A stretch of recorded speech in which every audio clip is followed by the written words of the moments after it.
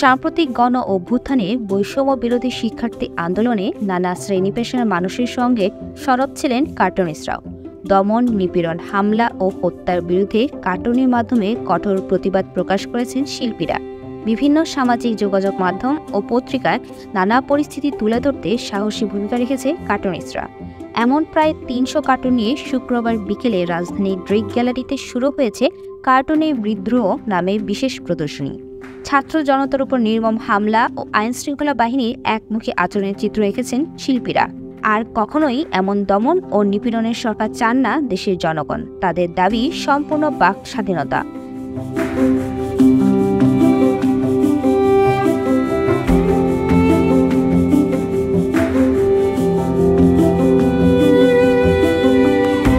প্রদর্শনীতে এসে অনেক ভালো লাগছে। প্রথম কথা, 5 তারিখ পর্যন্ত আমি চিন্তা করতে পারি না যে আমাদের এভাবে কার্টুন আঁকতে পারবো প্রকাশ্যে। বিশেষ করে আইসিটি অ্যাক্ট কিংবা ডিজিটাল সিকিউরিটি অ্যাক্ট আসার পর থেকে যেভাবে শুরু হয়েছিল যে আসলে কেউ অনলাইনে হোক কিংবা অফলাইনে হোক ওইভাবে নিজের মত প্রকাশটা করার কোনো সুযোগ ছিল না। আমরা দেখেছি মোস্তাক আহমেদকে জেলে বিচার বহির্ভূতভাবে হত্যা করা হয়েছে, কিংবা আমরা পুরো টাইম জুড়ে দেখেছি যে আগের মতো নিউজ পেপারগুলোতে এরকম কার্টুনের পেজ ছিল না। তো এখন এসে যে কার্টুনগুলো দেখছি এগুলোতে ভালো লাগছে, অবভিয়াসলি ভালো লেগেছে। এবং পুরো আন্দোলনটা জুড়ে আমাদের কার্টুন একটা বড় রকমের অনুপ্রেরণার জায়গা ছিল, যেগুলো আমাদের অনুপ্রেরণা জুগিয়েছে আমাদের রাস্তায় নামতে। গ্রাফিতিগুলো একইভাবে আমাদের সাহায্য করেছে।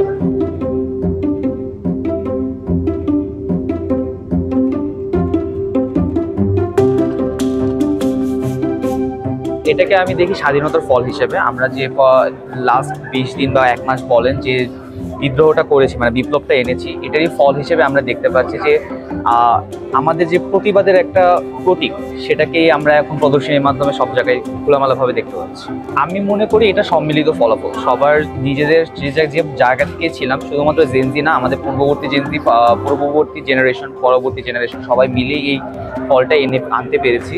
তো আমাদের যে জেনজিটা এটা আছে, আমরা একটা পলিটিক্যাল একটা প্ল্যাটফর্মের মধ্যে আছে, সোশ্যাল প্ল্যাটফর্মের মধ্যে, যেখানে আমরা সবাই সবার ভয়েসটা শুনতে পাই। কিন্তু পূর্ববর্তী বা পরবর্তী জেনারেশন যদি বলি, তারা কিন্তু এই ভয়েসটা সেইভাবে শুনতে পার না, কারণ তাদের ওই সোশ্যাল প্ল্যাটফর্মটা হয়তো এখন পর্যন্ত ওইভাবে পরিসরভাবে পায়নি।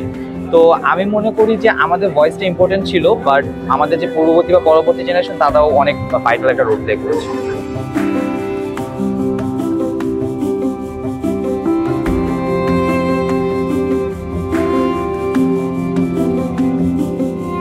বাংলাদেশের গণ আন্দোলনকে যদি আপনি পর্যালোচনা করেন, সব সময়ই কার্টুনিস্টরা কিন্তু খুব সরব ভূমিকা পালন করেছে।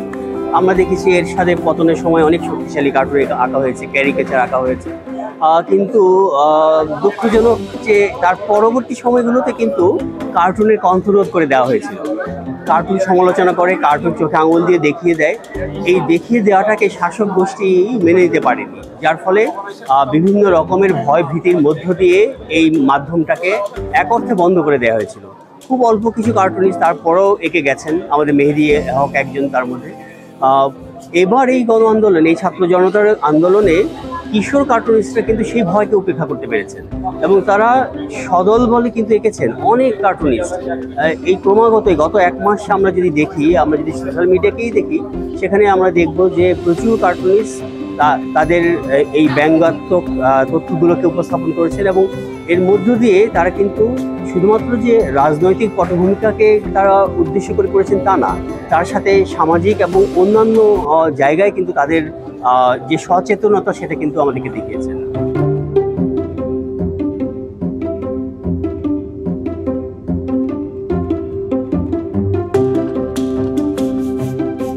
এটা দেখে I am actually really proud of all of my friends. আমার যতগুলো ফ্রেন্ডরা এই জিনিসটাতে পার্টিসিপেট করছে, ওরা কিন্তু অনেক সাহসী। ওরা যে প্রথম থেকে যখন জানতোই না যে দেশের কি অবস্থা হবে বা দেশের নর্মালি যেভাবে অত্যাচার চলতেছিল, প্রত্যেকদিন মানুষ মারা যাওয়া, ওই স্টেপেও ওদের আর্ট নিয়ে মুভমেন্টের যেটা কন্ট্রিবিউশন ছিল আর্টের, মেহেদী ভাইয়ারা, তারপর আমরা, তারপর আসিফ ভাইয়ারা, সবাই যেভাবে কন্ট্রিবিউট করছে, ভয়ে থেকেও সবাই কিন্তু ভয় ছিল। হ্যাঁ, এমন না যে কেউ ভয় ছিল না, সবাই ভয় থেকেও যে ওরা মুভমেন্টে এভাবে কন্ট্রিবিউট করছে, মুভমেন্টে যা হচ্ছিল ওটা কার্টুনের থ্রু রিপ্রেজেন্ট করছে। It's one of the best things that can happen to this country. এটা কিন্তু আমার অনেক ভালো লাগছে। অ্যান্ড সবাই ওটার কারণে, আই থিঙ্ক কার্টুনের কারণে কিন্তু অনেক ইম্প্যাক্ট পড়ছে সবার উপরে, বিকজ ওরা এখন বুঝতে পারছে ওদের থেকে একটা ভয়েস আছে। আগে ফ্রিডম অফ স্পিচ যেভাবে করা হতো না, প্র্যাকটিস করা হতো না, এখন কিন্তু ওভাবে প্র্যাকটিস করা হচ্ছিল। সো ওরা বুঝতে পারছে that we have to do this and we need this in the long term because we have never seen this before in our life.